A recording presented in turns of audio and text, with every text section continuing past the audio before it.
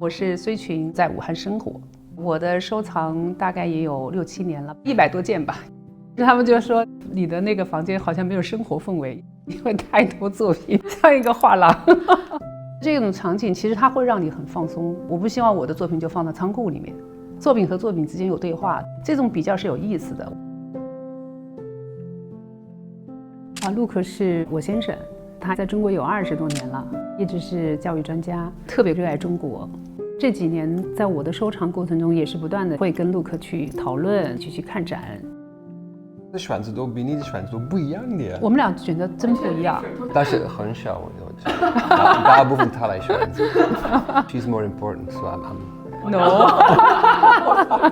I'm not boss. Sorry. 不需要一樣的想法，因為需要交流和進來這個作品。2002年呢，正好是資助了張黎策展的展覽。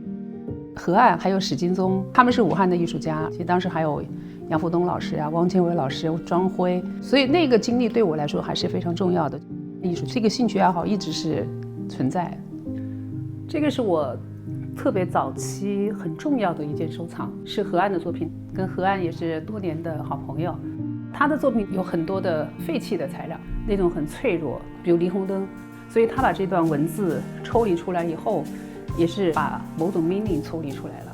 在他的作品裡面，经常表達的是那種很有詩意、很傷感又很脆弱的這樣的一種情緒，也特別的克制，他所傳達出來的情感的濃度和那個張力更強。是李路的一件小作品，很好玩。李路的作品經常會有一些詼諧、隱喻，人物的肖像繪畫在我的繪畫比例裡面還是比較高的。可以看到很多的東西，情緒、身份。Sahara Lounge 畫面就幾個色塊，很抽象，大量描述的是白人生活的那個場景，但是他又把黑人身份放在裡面。東西方藝術家的不同的這種表達，它會很有意思。段老師的這件作品，它是陝北的民間美術裡面他得到的靈感。莊輝他在祁連山系列，他經常會在山裡面行走，然後累了就做會美夢。我覺得好像臥室是一個比較私密的作品，是可以跟他共處的。收藏這已經融入到你的一種生活狀態裡面去了。有好的展覽，你馬上就會觀看。最瘋狂的一次是我們大概跑了5個國家，每個國家3天，平均每一天走20公里。從美術館一開，我們唰就進去了，1分鐘都不能耽誤的那種。武漢還是有2、3個我們都有收藏的這樣的朋友，所謂的武漢韭菜團會經常去一下。因為大家覺得武漢不是藝術的中心。